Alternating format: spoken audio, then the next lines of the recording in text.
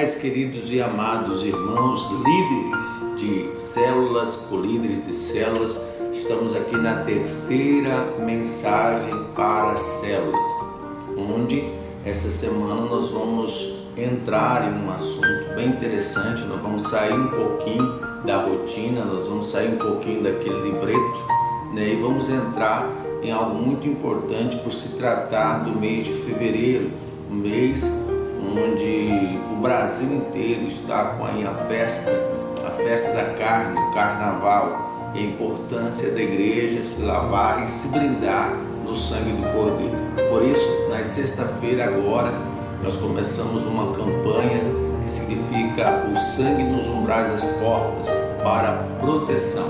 E é nisso que nós vamos tratar nessa semana nas células. Nós vamos falar a respeito das 10 pragas do Egito e o significado das 10 pragas e que deuses do Egito foram atingidos. Que na verdade as 10 pragas do Egito não foram somente para libertar o povo de Israel da escravidão durante 430 anos, mas também para confrontar os deuses existentes naquela região. O Egito, para quem não sabe, é infestado de deuses da água, deuses do sol, deuses dos répteis, deuses da fertilidade, deuses da produtividade. E ali Deus estava aproveitando, além de libertar o povo de Israel das mãos dos egípcios, também mostrar que Ele é Deus não somente para proteger o seu povo, mas também para afrontar os deuses deste mundo tenebroso. O primeiro Deus que Deus, o nosso Deus, o Deus de Israel, afronta é o Deus Rabi, onde a primeira praga se deu com os rios de água que se tornam em sangue. O Deus Rabi, Deus do rio Nilo, provinha a alimentação e vida aos rios do Alto e Baixo Egito. Então, quando Deus permite que Arão tocasse nos rios do Egito e se transformassem as águas em sangue, ele estava dizendo para todo o povo do Egito que aquele Deus dele, Deus Rabi, não era o Deus poderoso, porque automaticamente ele não conseguia manter as águas puras, purificadas. Então, no livro de Êxodo, capítulo 7, versículo 20, nós vamos ver isso. E Moisés e Arão fizeram assim como o Senhor tinha mandado. E Arão levantou a vara e feriu as águas que estavam no rio, diante dos olhos de Faraó e diante dos olhos dos seus servos. E todas as águas do rio se tornaram sangue. Então, no livro de Êxodo, capítulo 7, versículo 20, nós vamos tratar disso, onde Deus afronta o Deus Rabi. A segunda praga do Egito é a praga das rãs, onde foram infestadas todas as casas dos egípcios. Todas as casas dos egípcios entraram rãs, e eles tinham muito nojo das rãs. Então, esse Deus Anquete era a deusa da fertilidade e da produção, apresentada como uma mulher cuja cabeça era a cabeça de uma rã. Então, quando Deus permite a praga das rãs, estava mostrando para o povo de Israel: é isso mesmo, vocês adoram a essa deusa, a deusa da fertilidade, essa deusa que tem a cabeça de rã? Pois bem, então assim se fará. Os magos se reuniram tentando acabar com a praga das rãs, mas não conseguiram. A única coisa que eles conseguiram foram produzir mais rãs ainda. Isso está descrito no livro de Êxodo, capítulo 8, versículos 5 e 6, que diz: Disse mais o Senhor a Moisés: Dize a Arão, estende a tua mão com a tua vara sobre as correntes, e sobre os rios, e sobre os tanques, e faze subir rãs sobre a terra do Egito. E Arão estendeu a sua mão sobre as águas do Egito, e subiram rãs, e cobriram a terra do Egito. Êxodo 8, versículos 5 e 6. A terceira praga é as pragas dos piolhos. Não sei se você sabe, mas os egípcios eles raspavam as suas cabeças, todos, homens e mulheres, e usavam perucas. Tamanho era o nojo pelos piolhos. Eles tratavam os hebreus como um povo sujo, um povo imundo. Por quê? Porque os hebreus eles tinham o costume e a cultura de deixar crescer os cabelos e as barbas. Então eles tinham muito nojo dos hebreus. E nesse circuito de nojo, Deus concedeu ao povo do Egito a praga dos piolhos, que era um deus chamado Geb, que era o deus egípcio da terra. Então Arão bate o cajado no pó da terra e os piolhos começam a se multiplicar e atacam todos os egípcios que tinham muito nojo desses piolhos. Isso está escrito no livro de Êxodo, capítulo 8, versos 16 e 17. Disse mais o Senhor a Moisés: dize a Arão, estende a tua vara e fere o pó da terra, para que se tornem piolhos por toda a terra do Egito. E fizeram assim, e Arão estendeu a sua mão com a sua vara e feriu o pó da terra. E havia muitos piolhos nos homens e no gado. Todo o pó da terra se tornou em piolhos em toda a terra do Egito. Então vamos agora à quarta praga, a praga das moscas. Havia um deus chamado Crete, deus com que os egípcios pudessem vir ao renascimento. Acreditavam que isso se dava por causa das moscas, que se assentavam em cadáveres e brotavam os seus ovos, e dali geravam vida aos cadáveres em um novo renascimento. Então, quando Deus permite a praga das moscas, Ele está dizendo assim: vocês acreditam num Deus que pode renascer através de mosca? Pois bem, eu vou mandar as moscas aí no Egito para atormentar a vida de vocês. E no livro de Êxodo, capítulo 8, verso 21 e 24, vai dizer: porque se não deixares ir o meu povo, eis que enviarei enxames de moscas sobre ti e sobre os teus servos, o teu povo, e as tuas casas, e as casas dos egípcios se encherão desses enxames, e também a terra em que eles estiverem. E naquele dia eu separarei a terra de Gósen, em que meu povo habita, que nela não haja enxames de moscas, para que saibas que eu sou o Senhor no meio desta terra. E porei separação entre o meu povo e o teu povo. Amanhã se fará esse sinal. E o Senhor fez assim: e vieram grandes enxames de moscas à casa de Faraó e às casas dos seus servos, sobre toda a terra do Egito. A terra foi corrompida desses enxames. Veja aqui um detalhe, que Deus automaticamente enviando os enxames de moscas como uma praga aos egípcios, Ele protege a terra de Gósen. Aonde fica essa terra? Essa terra ficava no Baixo Egito, aonde os hebreus moravam. Então as moscas atacavam o povo egípcio do Alto Egito, não ao povo hebreu que estava em Gósen, do Baixo Egito. Ou seja, até nisso Deus nos protege. Deus guarda o seu povo, enviando as pragas não para o seu povo, mas para o povo que estava afrontando a liderança e o poderio do nosso Deus, o Deus de Israel. Vamos agora à quinta praga, a morte dos animais dos egípcios. Hactor era o Deus da proteção. Esse Deus não conseguiu proteger os seus animais, mas Deus de Israel protegeu os animais do seu povo. Ou seja, enquanto Deus estava enviando a praga da morte de todos os animais do Egito foram mortos, todos, cavalos, bois, jumentos, ovelhas, mas nenhum animal do povo hebreu foi morto, porque Deus guardou e protegeu. Era Deus dizendo: vocês têm um Deus que protege? Vamos ver se Ele protege mesmo. E Ele protegeu o seu povo, os animais do seu povo, mas o Deus do Egito, o Hactor, não conseguiu proteger os animais dos egípcios. Isso está escrito no livro de Êxodo, capítulo 9, versículo 3 ao 6, que diz: eis que a mão do Senhor será sobre o teu gado, que está no campo, sobre os cavalos, sobre os jumentos, sobre os camelos, sobre os bois e sobre ovelhas, com pestilência gravíssima. E o Senhor fará separação entre o gado dos israelitas e o gado dos egípcios, para que nada morra de tudo que for dos filhos de Israel. E o Senhor assinalou certo tempo, dizendo: amanhã fará o Senhor esta coisa na terra. E o Senhor fez isso no dia seguinte, e todo o gado dos egípcios morreu, porém o gado dos filhos de Israel não morreu nenhum deles. Ou seja, Deus guardando o seu povo, não somente guardando o seu povo, mas também guardando os animais do teu povo. Veja o cuidado que Deus tem com o seu povo. Vamos então à sexta praga, a praga das úlceras.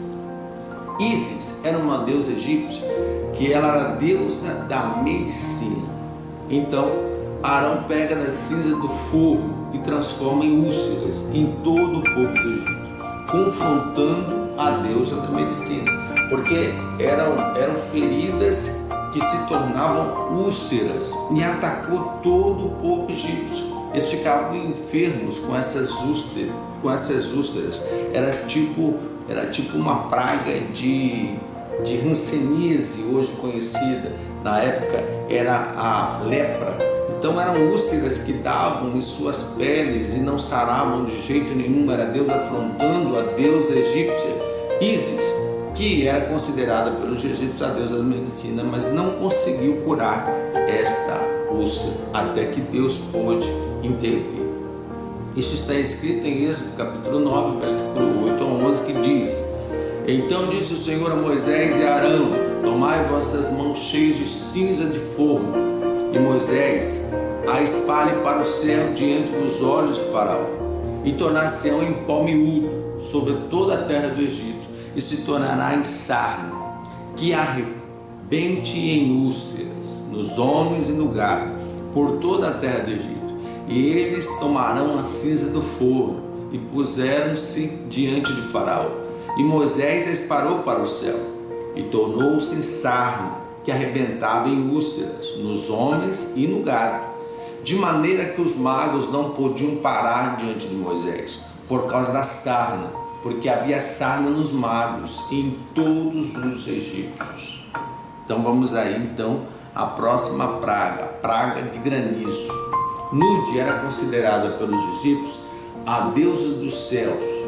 Todavia, no livro de Êxodo capítulo 9, versículo 25 e 26, Deus feriu o povo egípcio desta saraiva de granizo. Começou a chover granizo. Diz assim a palavra do Senhor: que a saraiva feriu em toda a terra do Egito tudo quanto havia no campo, desde os homens até os animais. Também a saraiva feriu toda a erva do campo e quebrou todas as árvores do campo. Somente na terra de Gósen, onde estavam os filhos de Israel, não havia saraiva. Então começou a chover granizo por todo o Egito, e matou gado, e matou pessoas, e quebrou árvores. Foi o maior desastre, isso afrontando a deusa Nude, que para os egípcios era a deusa dos céus.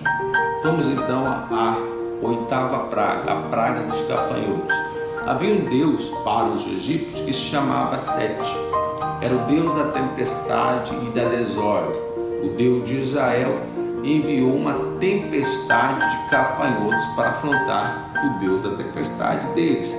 A palavra do Senhor diz no livro de Êxodo, capítulo 10, 4 e 5: Porque se ainda recusares deixarem do meu povo, eis que trarei amanhã gafanhotos aos teus templos, e cobrirão a face da terra, de modo que não se poderá ver a terra, e eles comerão o restante que escapou. O que vos ficou da saraiva também comerão toda a árvore que vos cresce no campo. Êxodo 10, versículos 4 e 5. Vamos então à nona praga, a praga das trevas. Havia um deus chamado Deus Ra, que era considerado pelos egípcios o deus do sol. Mas Deus disse assim em Êxodo 10, 21 e 23: Era o Deus de Israel perguntando: onde está o Deus de vocês? Então a palavra do Senhor vai dizer: Então disse o Senhor a Moisés: Estende a tua mão para o céu, e viram trevas sobre a terra do Egito, trevas que se apalpam. E Moisés estendeu a sua mão para o céu, e houve trevas espessas em toda a terra do Egito por 3 dias. Não viu um ao outro, e ninguém se levantou do seu lugar por 3 dias, mas todos os filhos de Israel tinham luz em suas habitações. Isso está escrito no Êxodo 10, 21 e 23, ou seja, era Deus afrontando o Deus do sol.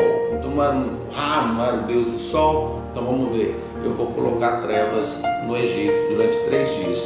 Isso aconteceu na terra do Egito, no alto Egito. No baixo Egito, na terra de Gósen, havia luz para os filhos de Israel normalmente, Era Deus protegendo e guardando o seu povo. Vamos então à última praga, que é a praga da morte dos primogênitos. E de acordo com a antiga religião do Egito, Anubis era o deus dos mortos, da mumificação e do submundo, guardião dos túmulos e juiz dos mortos. Ele era representado com o corpo de homem e a cabeça de um chacal, sendo considerado ainda a primeira múmia do Egito antigo. Então esse deus Anubis era considerado o deus que permitia quem ia morrer e quem não ia morrer. E a partir do momento, em algumas classes no Egito, quem ia ser mumificado, quem não ia ser mumificado, para renascer. Então a palavra do Senhor no livro de Êxodo, capítulo 12, versículo 7, nós vamos ver que Deus, o Deus de Israel, o nosso Deus, afronta esse Deus. De que forma? E tomaram do sangue e poloão em ambas as ombreiras e na verga da porta, nas casas em que a comerem. E naquela noite comerão a carne assada no fogo, com pães asmos, com ervas amargosas, e comerão para comeres dele cru, nem cozido em água, senão assado no fogo, a sua cabeça com os seus pés e com a sua fressura. E nada dele deixareis até amanhã, mas o que dele ficar até amanhã queimareis no fogo. Assim o comereis, os vossos lombos cingidos, os vossos sapatos nos pés e o vosso cajado na mão, e o comereis apressadamente. Esta é a Páscoa do Senhor. E eu passarei pela terra do Egito esta noite, e ferirei todo o primogênito na terra do Egito, desde os homens até os animais. E em todos os deuses do Egito farei juízos. Eu sou o Senhor. Era Deus dizendo: eu vou descer, e quem não estiver com um sinal, com a marca do sangue no umbral da porta, eu passarei e ferirei o primogênito. Era Deus afrontando o Deus dos mortos para o Egito.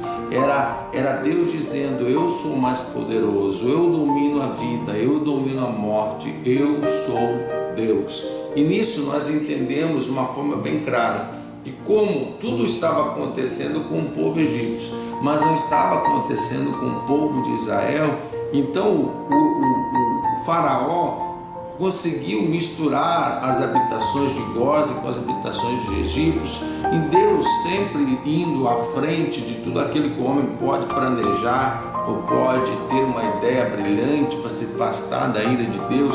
Deus sempre vai ser muito mais sábio do que nós, porque Ele é Deus.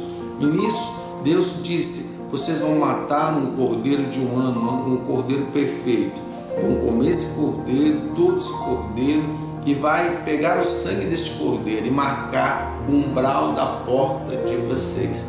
Tanto no Egito como no Baixo Egito, na terra de Gósen, todos fizeram a mesma coisa. Mataram o cordeiro, colocaram o sangue, marcaram o umbral da porta, e Deus passou. E os primogênitos dos egípcios todos morreram, mas os primogênitos e a casa dos filhos de Israel foram protegidos por aquele sinal, a marca do sangue do cordeiro.